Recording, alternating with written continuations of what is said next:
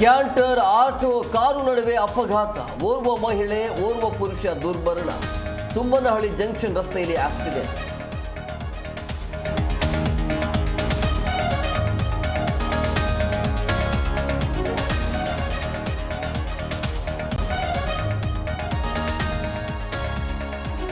ಆನೇಕಲ್ ದೇವಸ್ಥಾನಗಳಲ್ಲಿ ಸರಣಿ ಕಳ್ಳತನ, ನಿನ್ನೆ ರಾತ್ರಿ 2 ದೇಗುಲಗಳಲ್ಲಿ ಚಿನ್ನ ಹಣ ಕಳವು. ಪೊಲೀಸರ ವಿರುದ್ಧ ಸಾರ್ವಜನಿಕರು ಆಕ್ರೋಶ.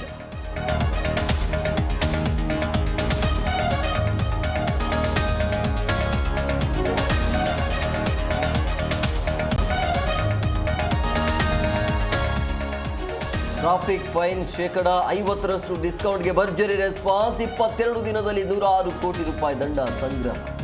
38 ಲಕ್ಷ ಸಂಚಾರ ನಿಯಮ ಉಲ್ಲಂಘನೆ ಕೇಸ್ ಇತ್ಯರ್ಥ.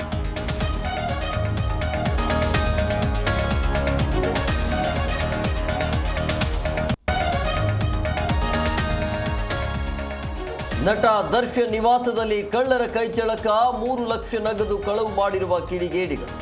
ಮನೆ ಕೆಲಸದವರ ಮೇಲೆ ಅನುಮಾನಿಸಿ ದೂರು.